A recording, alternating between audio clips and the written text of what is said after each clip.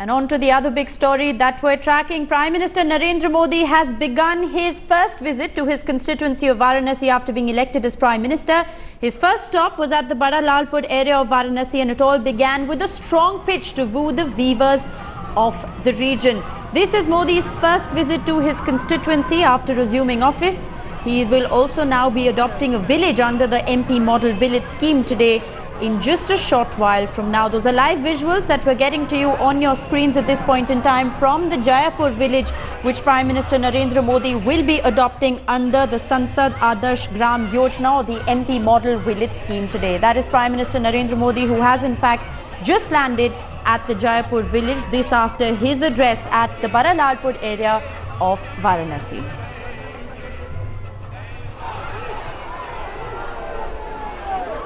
Prime Minister Narendra Modi has just landed in the Jayapur village of Varanasi. Remember, the Prime Minister will be adopting this village under the Sansad Adarsh Gram Yojana, or the MP Model Village scheme.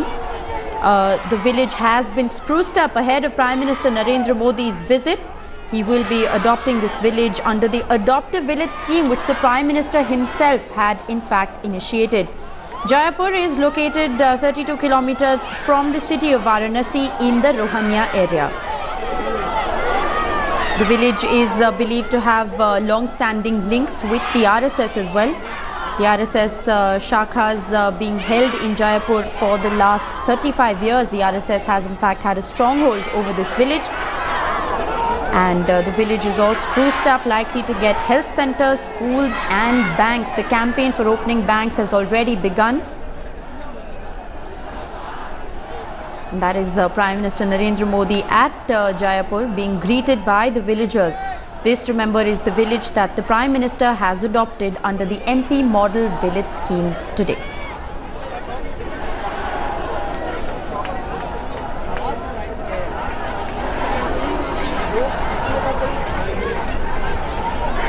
Well, this is, remember, Prime Minister Narendra Modi's maiden visit to Varanasi after resuming office. At the very outset of this visit, he very interestingly stated that he has come here as a sevak and as the elected member of parliament from Varanasi and not as the Prime Minister. After addressing the traders and weavers at the Bada Lalpur area of Varanasi, Prime Minister Narendra Modi has just landed in the Jayapur village. Those are live visuals that we are getting to you on your screens at this point in time from the Jayapur village, which Prime Minister Narendra Modi will be adopting under the Sansad Adarsh Gram Yojana. My colleague Rohit Singh is now joining me live from Jayapur. Rohit, Prime Minister Narendra Modi has just landed and the village has been spruced up and decked up, all set to be adopted by the Prime Minister himself.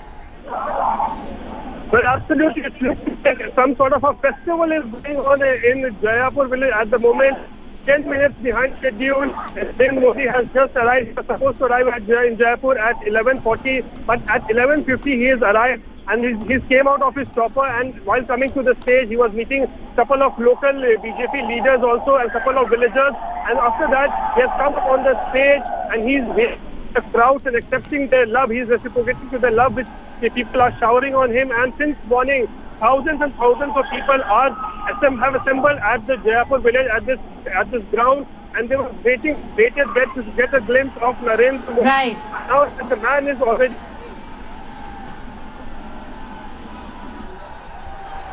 All right, we're going to try and re-establish that line with my colleague Rohit Singh, who's reporting live from the Jayapur village. Those are live visuals that we're getting to you on your screens. Prime Minister Narendra Modi is all set to adopt the village of Jayapur under the MP Model Village scheme today.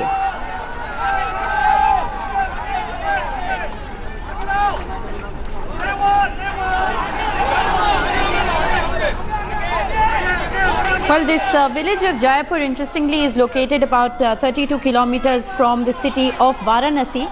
It is in the Rohania district of the area, and the Prime Minister will be adopting this village under the Sansad Adarsh Gram Yojana, or the MP Model Village scheme, which has been started by the Prime Minister himself.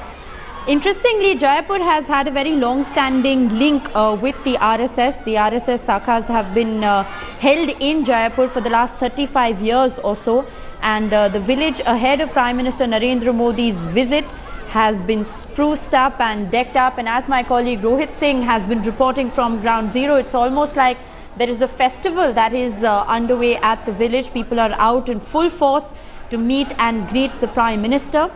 And the village is all set to be getting health centers, schools and banks that will be started. Rohit Singh is back with us on the phone line. Rohit, you've been telling us that it's nothing short of a grand festival that you're seeing around you at this point in time. What are the kind of expectations that this village in fact has from the Prime Minister?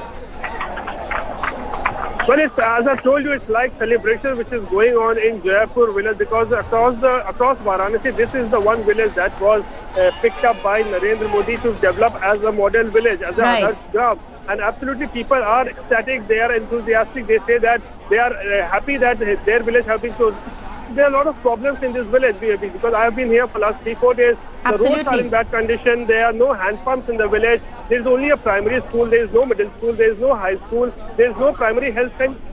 These lack basic amenities, and that is why the people are now hopeful that now that once Narendra Modi has adopted this village formally, development will take place. And primarily on the priority list should be two things what the people want. They want that electricity should be provided 24/7, because at this point of time, 4 hours of electricity is available to Jaipur village. And second, that clean drinking water should be made available to the villagers, so that they can drink clean water. So not many expectations from the people of Jaipur at this point of time.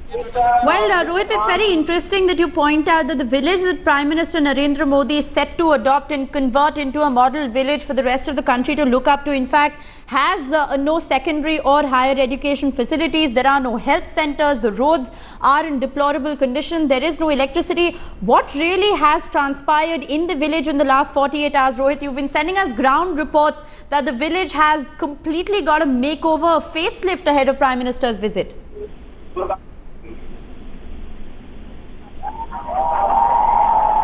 Rohit, can you hear me? Yes, yes. Rohit, it does appear that the village over the last 48 hours has got a complete facelift and a complete makeover before the Prime Minister in fact arrived this morning. Well, absolutely. Ever since this news came to this village that Narendra Modi will be adopting this village, the administration has completely pressed its entire machinery into this village. The roads have started to be constructed. There are lots of buildings are also here, like the Panchayat Bhavan, that is being whitewashed. A public toilet has been constructed within 24 hours. This is one of the things that has happened. And there are several schemes that Narendra Modi has launched in the past 4-5 months. That is like the Jan Dhan Yojana, and he's spoken a lot about toilets for women. And we have seen that many banks have suddenly opened up their camps in Jaipur village, and so that they can facilitate opening of bank accounts for people of Jaipur. So suddenly we are seeing that banks and administration is coming into this village. This village was neglected for past several years. This is what the villagers have been alleging. But now they are hopeful that once Narendra Modi formally adopts this village, some sort of development will take place immediately. And as I've told you, on their priority list are two things. They want electricity and they want clean drinking water. Right, electricity and clean drinking water, the two most basic necessities, is something that the village of Jaipur has been deprived of for all these years. But as Prime Minister Narendra Modi is in fact all set to adopt Jaipur, there is a renewed ray of hope. Jaipur already getting a facelift and a makeover in the past 48 hours ahead of the Prime Minister's visit. Bharat माता की जय, भारत माता की जय, भारत माता की जय।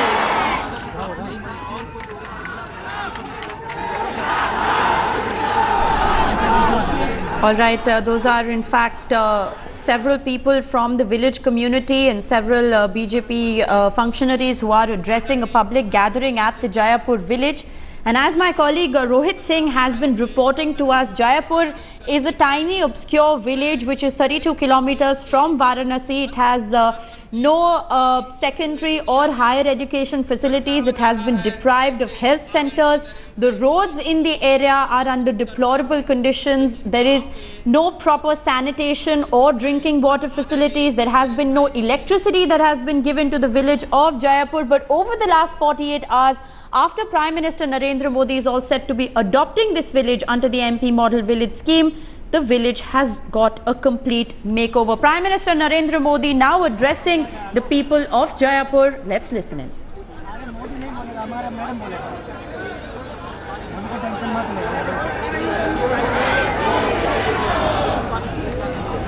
उत्तर प्रदेश सरकार के मंत्री श्रीमान अहमद हसन जी, उत्तर प्रदेश के मंत्री और इसी इलाके के प्रतिनिधि श्रीमान सुरेंद्र सिंह जी, हमारे एमएलसी श्रीमान केदारनाथ सिंह जी, ग्राम के प्रधान आदरणीय बहन दुर्गा देवी जी, श्री अरविंद जी,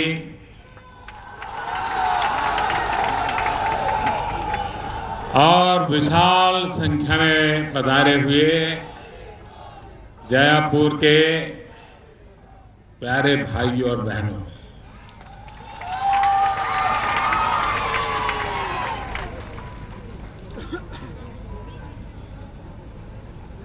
भारत सरकार ने एक सांसद आदर्श ग्राम योजना की कल्पना की है।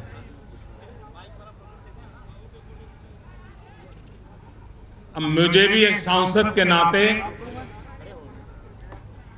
इस आदर्श ग्राम योजना की जिम्मेवारी लेनी थी।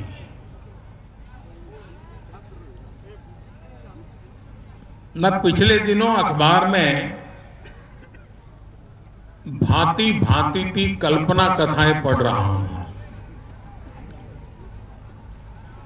कोई कहता है जयपुर इस कारण से लिया है, कोई कहता है जयपुर उस कारण से लिया है, किसी ने कहा जयपुर ऐसे लिया है, जयपुर में ऐसा है, जयपुर में वैसा है, पता नहीं। इतनी कथाएं मैं पिछले दिनों पढ़ रहा हूं, मैं हैरान हूं। लेकिन इतना फर्टाइल दिमाग लोगों का रहता है। मैंने इस गांव में आना पसंद किया। जो मैं पढ़ रहा हूं ऐसी किसी बात का मुझे पता नहीं है। मैंने पसंद किया उसका एक बहुत छोटा सा कारण है, और छोटा कारण यह है कि जब भारतीय जनता पार्टी ने मुझे बनारस में से पार्लियामेंट का चुनाव लड़ने के लिए घोषित किया, उसके कुछ ही समय के बाद मुझे जानकारी मिली कि जयापुर में आग लगने के कारण 5 लोगों की मृत्यु हो गई और बहुत बड़ा हादसा हो गया। मैं बनारस लोकसभा क्षेत्र में किसी एक गांव का सबसे पहले मैंने नाम सुना तो जयापुर का सुना था।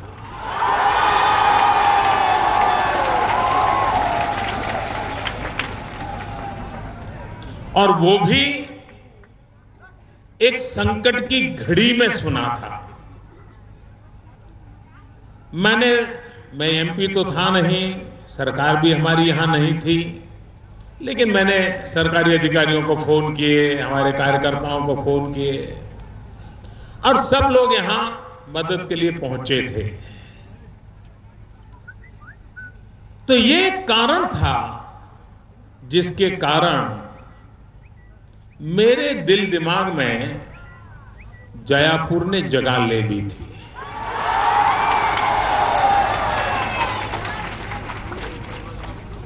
और जिस संबंध का प्रारंभ संकट की घड़ी से होता है, वो संबंध चिरंजीव बन जाता है। यही एक छोटा सा कारण है कि मेरा जयापुर से जुड़ने का एक सौभाग्य बन गया। बाकी जिन्होंने जितनी कथाएं चलाई है सब गलत है, बेकार है। मैं खुद उन कथाओं को नहीं जानता हूं। अब कुछ लोगों ने लिखा कि प्रधानमंत्री ने गांव को गोद लिया है। इस सांसद आदर्श ग्राम योजना ऐसी है कि हकीकत में कोई सांसद गांव को गोद नहीं ले रहा है, गांव सांसद को गोद ले रहा है।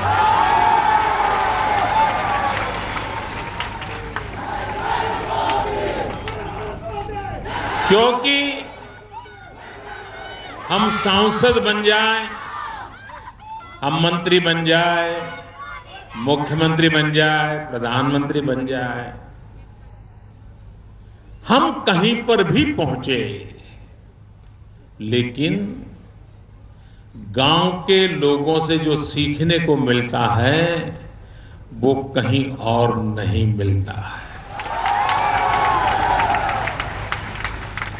और अगर मुझे अच्छा जनप्रतिनिधि बनना है, अगर मुझे अच्छे जनप्रतिनिधि रूप में लोगों को समझना है, समस्याओं को समझना है, कुछ सीखना है, तो मैं बाबुओं के बीच बैठ करके नहीं सीख सकता, अफसरों के बीच बैठ करके नहीं सीख सकता। ये मुझे शिक्षा दीक्षा मिल सकती है गांव के अनुभवी लोगों के पास से।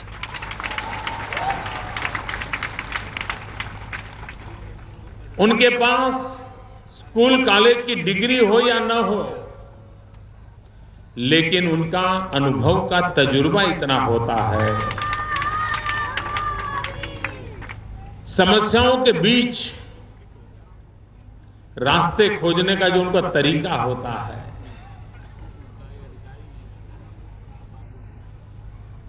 उनकी कल्पना शक्ति को समझने का जो अवसर होता है, वो जनप्रतिनिधियों के लिए भी एक उत्तम शिक्षा का अवसर होता है।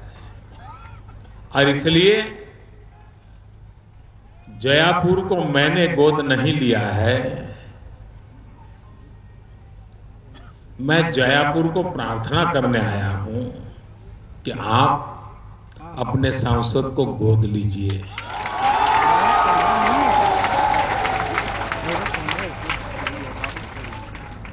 और आपके सांसद को सिखाइए कि भाई गांव की समस्याओं का समाधान कैसे होता है। आजादी के इतने बाद भी इतने वर्ष बीत गए, हमारे गांव की हालत ऐसी क्यों रही? वो सही में रास्ता बताएगा कि देखिए, आपने दिल्ली में कि लखनऊ में बैठ करके जो योजनाएं बनाई हैं, 60 साल तक बनाई है, अरबों खरबों रुपया खर्च किया है, अब कुछ हमारी सुनो और जो हम कहें वो करो। एक मैंने रास्ता उल्टा करने का प्रयास किया है और मेरा विश्वास है कि 60 साल तक हम एक ही बात को लेकर के चले, क्योंकि जब आजादी की लड़ाई लड़ते थे तब से हमारे मन में एक बात बैठ गई कि एक बार आजादी आ जाएगी, बस फिर कुछ नहीं करना है, फिर सब अपने आप हो जाएगा। इसी इंतजार में रहे। फिर समय आया, हमें लगने लगा कि भाई सरकार ये नहीं करती, सरकार वो नहीं करते, बाबू ये नहीं करता, टीचर वो नहीं करता, क्यों नहीं करता? तो समाज और सरकार अलग अलग होने लग गई। सरकार एक जगह पे, समाज दूसरी जगह पे। एक बहुत बड़ी खाई हो गई। इसका मतलब यह हुआ कि 60 साल तक हमने जो तौर तरीके अपनाए, जो रास्ते अपनाए, वे ऐसे रास्ते हैं जिसमें कुछ न कुछ कमी नजर आती है। सब कुछ गलत नहीं होगा, सब कुछ बुरा भी नहीं होगा, लेकिन कुछ न कुछ कमी नजर आती है। क्या इस कमी को हम भर सकते हैं? और ये कमी इस बात की है कि ये देश हमारा है, ये गांव हमारा है, ये मोहल्ला हमारा है। क्या हमें अपना गांव, अपना मोहल्ला सबने मिलकर के अच्छा बनाना चाहिए कि नहीं बनाना चाहिए? कहीं एक गड्ढा हो गया हो तो हम किराया खर्च के लखनऊ जाएंगे, लखनऊ जाकर के मेमोरेंडम देंगे कि हमारे गांव का गड्ढा भर दो। उसमें हम सैकड़ों रुपया खर्च कर देंगे, लेकिन मिलकर के तय करेंगे गड्ढा भर देना है तो गड्ढा भर जाता। और इसलिए आदर्श ग्राम योजना मैं देख रहा हूं कि कुछ गांवों में स्पर्धा चल पड़ी है, हमारा गांव आदर्श ग्राम बनाए, सांसद हमारा गांव ले। ये गलती इसलिए हो रही है कि लोगों के मन में ये भ्रम है कि कोई सांसद अगर ग्राम ले लेगा तो उसके कारण पैसे आने वाले हैं। इस योजना में पैसे है ही नहीं। ये योजना पैसों वाली है ही नहीं, क्योंकि पैसे हो तो फिर कोई खाने वाला भी निकल आए ना।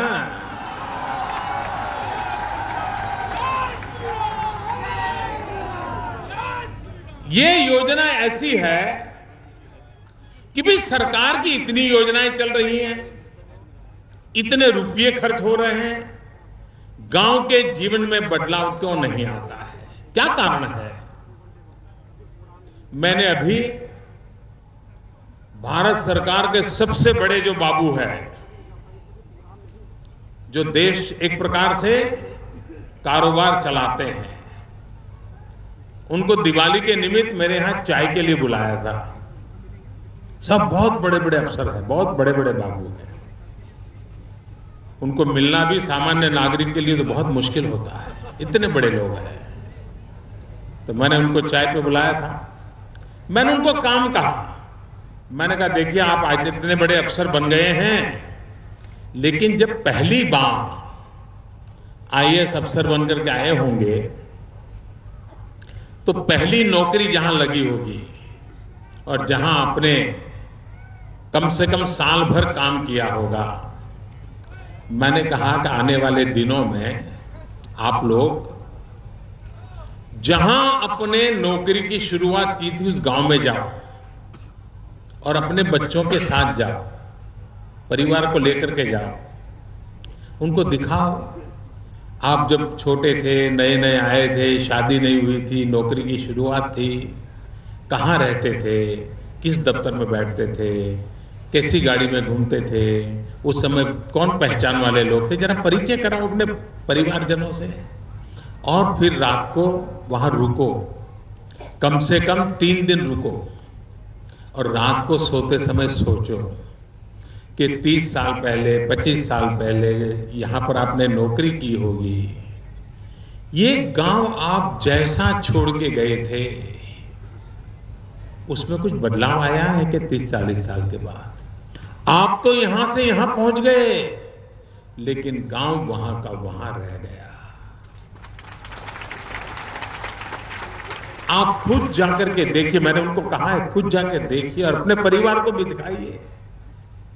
मैं एक ऐसी जागृति लाना चाहता हूं, एक ऐसी संवेदना पैदा करना चाहता हूं कि हम सोचें,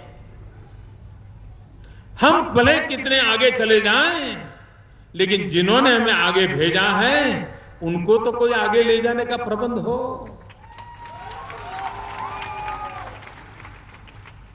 और इसलिए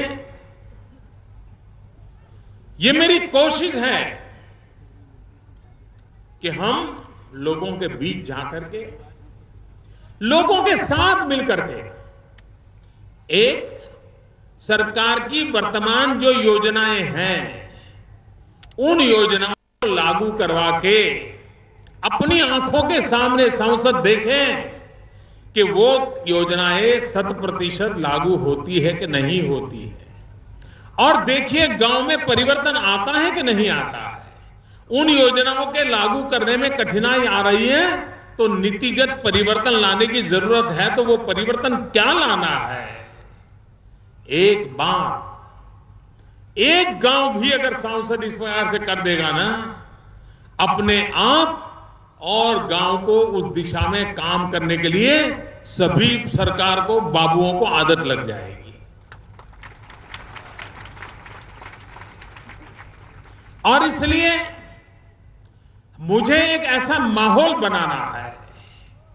ये जयापुर में भी, क्या जयापुर के लोग इतना फैसला कर सकते हैं? मैं कुछ दिनों से टीवी पे देख रहा हूं, जयापुर चमक रहा है टीवी पर। सरकारी लोग भी आए हैं, सफाई कर रहे थे, रास्ते ठीक कर रहे थे। क्यों? तो बोले मोदी जी आने वाले हैं। और गांव वाले भी कहते हैं यार मोदी जी हर बार आ जाए तो अच्छा होगा, गांव साफ हो जाएगा।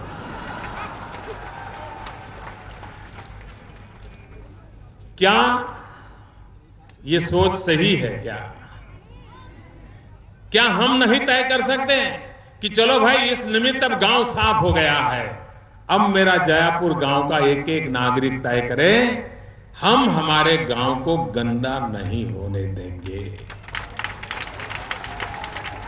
ये आदर्श ग्राम की शुरुआत हुई कि नहीं हुई?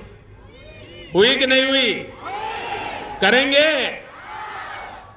आप मुझे बताइए, लोगों को पूछो कि हमारे इस गांव में सबसे पुराना, सबसे बड़ी उम्र का वृक्ष कौन सा है? कौन सा पेड़ है? कौन सा पेड़ है जो सबसे पुराना है, सबसे बूढ़ा है? कभी सोचा है गांव वालों ने? नहीं सोचा होगा। क्या कभी स्कूल के मास्टर जी को लगा कि चलो भाई हम स्कूल के सभी बच्चों को लेकर के उस पेड़ के पास ले जाएं और उनको कहें कि देखिए ये पेड़ 150 साल पुराना है, 200 साल पुराना है, और उसको कहें कि तुम्हारे दादा के दादा थे ना, वो भी इस पेड़ पर खेलते थे, तुम्हारे परिवार के लोग थे ना, वो भी यहां आते थे। उस पेड़ के साथ उसका लगाव होगा। आज किसी गांव को मालूम नहीं होगा कि हमारे गांव का सबसे पुरातन पेड़ कौन सा है, कौन सा वृक्ष सबसे पुरातन है। क्यों? हमें ये चीजों से लगाव नहीं है। हमारे गांव में 100 साल से ऊपर के लोग कितने हैं? 75 साल के ऊपर के कितने लोग हैं? वयोवृद्ध लोग कितने हैं? क्या कभी हमारे गांव के बालकों को इन वृद्ध परिवारों के साथ बिठा करके उनके साथ कोई संवाद का कार्यक्रम किया क्या? कि आप छोटे थे तब क्या करते थे, तब स्कूल था क्या, टीचर आता था क्या, अब खाना पीना कैसे होता था, उस समय ठंड कैसे रहती थी, गर्मी कैसे, कभी किया क्या? ये जो सहज रूप से एक गांव का अपनापन का माहौल होता है, वो धीरे धीरे धीरे सिकुड़ता चला जा रहा है। क्या हम मिलकर के इस माहौल को बदलने की शुरुआत कर सकते हैं क्या? मुझे बताइए, ये अपना जयापुर गांव, उसका जन्मदिन क्या है? मालूम है? नहीं है। कोई तो होगा ना इसका जन्मदिन। कभी तो इस गांव का जन्म हुआ होगा। अगर हमें मालूम नहीं है तो हम जरा खोजें सरकारी दफ्तरों में कि भाई ये जयापुर गांव को सरकारी रिकॉर्ड पर कब आया, ढूंढे। अगर नहीं मिलता है तो हम एक गांव वाले लोग बैठ करके तय करें कि भाई फलानी तारीख को हर वर्ष हम गांव का जन्मदिन मनाएंगे। हम अपना तो जन्मदिन मनाते हैं, कभी ये मेरा गांव जहां मैं पैदा हुआ हूं, मैं बड़ा हुआ हूं, हम मिलकर के गांव का जन्मदिन मनाएं। और उस दिन इस गांव से पढ़ लिख करके जो बाहर गए हैं, रोजी रोटी कमाने बाहर गए हैं, उन सबको भी रहना चाहिए कि भाई अपने गांव का जन्मदिन है, उस दिन तो गांव जाना ही पड़ेगा। सारे गांव से जो बाहर गए हैं उन सबको उस दिन आना ही पड़ेगा। और उस दिन हमारे जो 75, 80, 90 साल की उम्र के जो गांव के एकदम वृद्ध लोग हैं, उनका सम्मान किया जाए। आप मुझे बताइए, जब गांव अपना जन्मदिन मनाएगा तो गांव में सफाई गांव के लोग करेंगे कि नहीं करेंगे? गांव में बदलाव आएगा कि नहीं आएगा? हमारे शहर में रहने वाले लोग हैं, कोई अगर धनी हो गया, पैसे वाला हो गया, वो गांव में आएगा और उसको अगर पता चलेगा कि भाई गांव के अंदर स्कूल में एक पंखा लगाने की जरूरत है, तो पंखा दान में देके जाएगा कि नहीं जाएगा?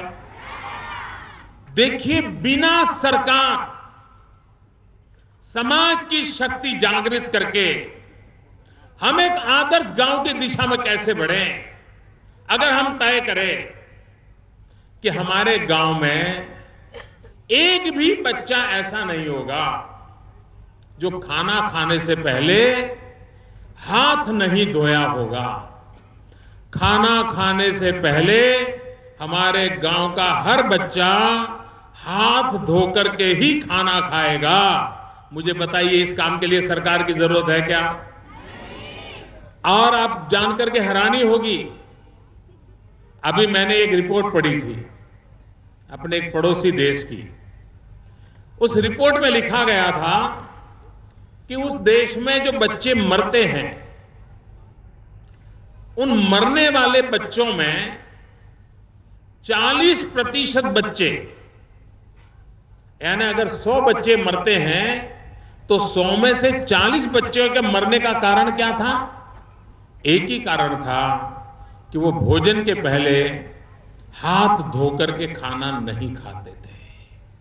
हमारा बच्चा हमें कितना प्यारा है, वो बीमार हो जाए तो पूरा घर दुखी हो जाता है, लेकिन कभी एक छोटी बात करने का हम संकल्प कर सकते हैं कि भाई अब जयपुर गांव में कोई बच्चा ऐसा नहीं होगा जो बिना हाथ धोए कोई भी चीज हाथ में लेकर के मुंह में रखेगा।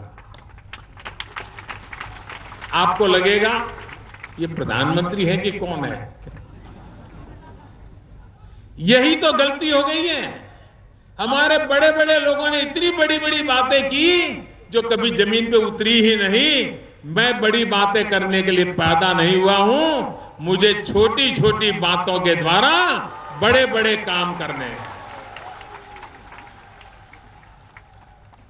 मैं यहां अपने लोगों से पूछूं, कोई 10वीं कक्षा में पढ़े होंगे, कोई 12वीं पास किए होंगे, कोई ग्रेजुएट होंगे, कोई 50 साल के होंगे, कोई 60 साल के होंगे, कोई 80 साल के होंगे। मैं उनको पूछूं कि जिस स्कूल में आपका बच्चा पढ़ता है, क्या कभी आप उस स्कूल में गए हो? उस स्कूल को देखा है? मास्टर जी आते हैं कि नहीं आते हैं? सफाई होती है कि नहीं होती है? पीने का पानी साफ है कि गंदा है? वहाँ शौचालय है कि नहीं है? लेबोरेटरी है कि नहीं है? लाइब्रेरी है कि नहीं है? कंप्यूटर है तो चलता है कि नहीं चलता है? कुछ भी कभी जाकर के हमने रुचि ली होगी? किसी ने नहीं ली होगी। पहले दिन बच्चे को छोड़ाए और कह दिया मास्टर जी ये सौंप दिया, अब तुम जानो, उसका नसीब जाने, जो करना है करो। ऐसे चलता है क्या? हम अगर हमारे गांव के स्कूल का अगर हम तय करें कि चलो भाई हर मोहल्ले की कमेटी बनाएं, ये कमेटी के 10 लोग रोज स्कूल जाएंगे, दूसरी कमेटी वाले दूसरे दिन जाएंगे, तीसरी कमेटी वाले तीसरे दिन जाएंगे। हमें बताइए, हमारी स्कूल छोटी सी स्कूल क्यों ना हो, वो फिर एक प्रकार से गांव के अंदर सरस्वती का मंदिर बन जाएगी कि नहीं बन जाएगी? शिक्षा का धाम बन जाएगी कि नहीं बन जाएगी? सरल काम है। मैं कभी कभी गरीब परिवारों को कहता हूं, एक काम करो, आपके परिवार में बेटी का जब जन्म हो उसको एक उत्सव के रूप में मनाना चाहिए। मनाते हैं क्या? कुछ परिवारों में तो बेटी पैदा हुई तो झगड़ा हो जाता है, उस बहू की बेचारी की मुसीबत आ जाती है। क्या हमारा जयापुर गांव बेटी का जन्म होगा तो उत्सव मनाएगा कि नहीं मनाएगा? हमारे गांव में लक्ष्मी जी का पदार्पण हो, बेटी लक्ष्मी का स्वरूप है, हम गर्व करेंगे कि नहीं करेंगे गांव के लोग? आज नहीं हो रहा है। आज देखिए, जितने लड़के पैदा होते हैं लड़कियां उससे कम पैदा हो रही है। और वो कारण क्या है कि मां के गर्भ में ही बेटी को मार दिया जाता है।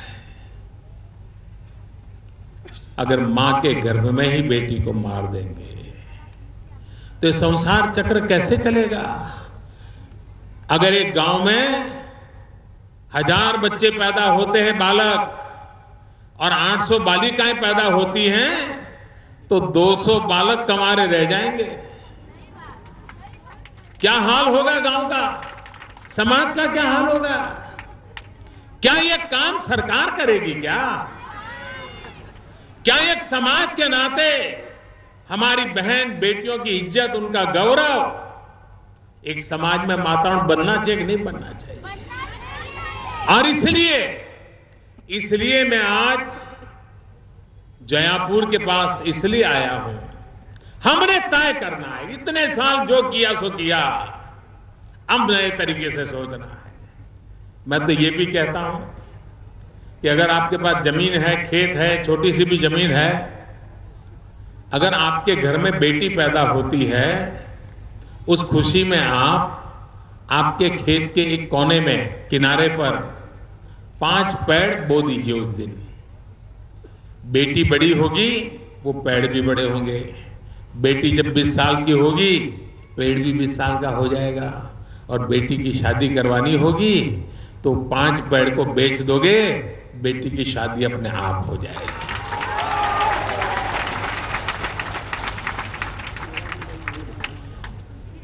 हम लोगों ने मिल करके समाज में व्यवस्था खड़ी करनी है। अब गांव अपना जन्मदिन मनाए तो जातिवाद बच ही नहीं सकता है। सब मिल करके मनाएंगे, जातिवाद नहीं रह सकता है। और जातिवाद का जहर गया तो गांव की ताकत इतनी बढ़ जाएगी जिसकी आप कल्पना नहीं कर सकते। और इसलिए ये पूरा आदर्श ग्राम योजना, सरकार की योजनाओं को लागू भी करना है, सही तरीके से लागू करना है, सही समय पे लागू करना है, अच्छे तरीके से लागू करना है, अच्छा परिणाम मिले इस प्रकार से लागू करना है, और सांसद का मार्गदर्शन मिले, सांसद गांव को उसमें जुड़ाए। आप देखिए काम की गति बन जाएगी। और एक बार एक गांव में सब सरकारी अफसरों को आदत लगे कि ऐसे काम होता है तो बाकी सब गांवों में भी वैसा ही शुरू हो जाएगा, देर नहीं लग जाएगी। मेरे मन में इस बनारस पूरा विस्तार जो मेरे जिम्मे आया है, और एक प्रकार से जिला भी, बहुत कुछ करने का मेरा इरादा है, लेकिन सरकारी तरीके से नहीं करना है, सरकारी खजाने से नहीं करना है। हमें जनता की शक्ति से करना है, जनशक्ति से करना है।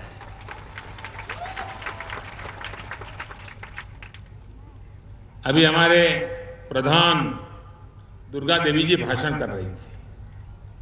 मैंने उनसे पूछा कि आपकी पढ़ाई कितनी हुई है, तो उन्होंने कहा 8वीं तक मैं पढ़ी हूं। आप देखिए 8वीं तक पढ़ी होने के कारण उनका कॉन्फिडेंस लेवल कितना ऊंचा था। गर्व हो, दुर्गा देवी जी को सुनकर के लगा कि वाह, कितना बढ़िया तरीके से उन्होंने अपनी बात को प्रकट किया। क्या हम नहीं चाहते कि हमारी हर घर की बेटी पढ़े? अगर गांव की प्रधान दुर्गा देवी जी भी पढ़ी लिखी हैं, तो हमारे गांव की हर बेटी पढ़नी चाहिए, नहीं पढ़नी चाहिए?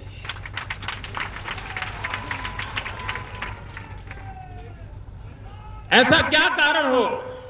अगर पोलियो का खुराक खिलाना है, क्या पोलियो का खुराक खिलाने के लिए भी किसी सरकारी बाबू को आकर के हमें याद दिलाना चाहिए क्या?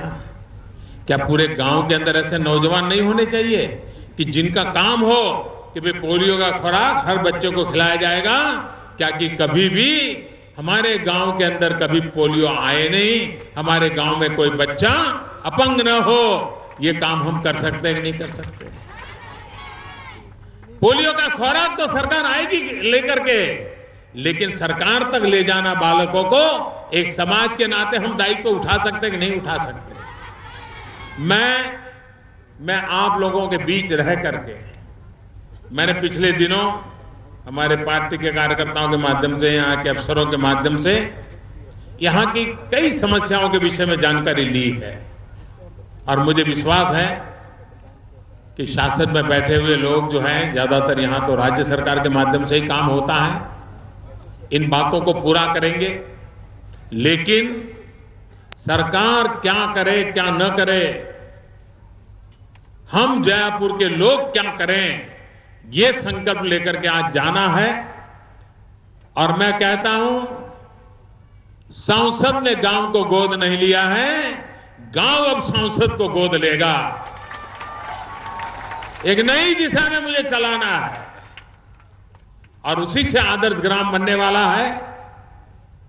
मैं जयापुर वासियों का बहुत आभारी हूं। स्वाभाविक है, मैंने यहां के कामों की, व्यवस्थाओं की पूछताछ की है, तो रास्ते भी निकलेंगे, लेकिन उसकी मैं चर्चा मंच पर से करना नहीं चाहता हूं। मैं जिस जगह पे इसकी बात करनी होगी मैं करता रहूंगा, लेकिन आप लोगों से मेरी जो अपेक्षा है, मैं आशा करूंगा कि आप लोग भी बैठिए, बैठ करके ऐसे काम हम ग्रामवासी क्या कर सकते हैं, गांव की ताकत क्या हो सकती है, ये अगर हम कर लें। मैंने सुना कि हम पानी की दिक्कत रहती है, हम एक सरकार करेगी, सरकार का जज जिम्मा वो सरकार करेगी। हम तय कर सकते हैं क्या कि हम बरसात का एक बूंद पानी गांव के बाहर नहीं जाने देंगे? कौन कहता है पानी की दिक्कत रहेगी? जी, आपको कभी किल्लत नहीं पड़ेगी, मैं आपको विश्वास दिलाता हूं। लेकिन ये काम हमने सबने मिलकर के करना होगा। सरकार अपने तरीके से जो इतने सालों से किया है, अब हमने एक नए तरीके से आगे बढ़ना है। समाज की शक्ति से आगे बढ़ना है, जनता की शक्ति के भरोसे आगे बढ़ना है। पैसों की थैलियों से नहीं, बजट के अंदर नहीं, सरकार ये करेगी वो करेगी, टेंडर निकालेंगे, उससे नहीं। हम मिल बैठ करके हमारे गांव को, अगल बगल के जिले के लोगों को लगे हाँ भाई हुआ। और मैंने ऐसे गांव देखे हैं जहां हुआ है, लोगों ने किया है। हमें भी जयापुर को ऐसा बनाना है। मैं फिर एक बार, आपने जो स्वागत सम्मान किया, प्यार दिया, उसके कारण मैं आपका बहुत बहुत आभारी हूं। और मैं आपको विश्वास दिलाता हूं कि हम सब मिलकर के सच्चे अर्थ में जयापुर, एक नया जयापुर बनाने की दिशा में आगे बढ़ेंगे। इसी एक विश्वास के साथ आप सबका बहुत बहुत आभार, धन्यवाद।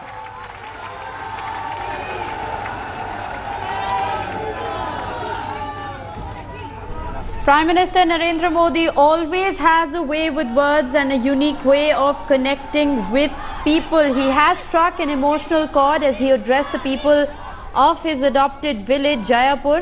Modi explained to villagers why he chose Jayapur over any other village as a part of the MP Model Village Scheme. The Prime Minister says that he hasn't adopted the village has in fact adopted him. We're going to bring you the latest on Prime Minister Narendra Modi's maiden visit to Varanasi, all the live updates and a lot more coming up on the other side of a very short break. Stay with us.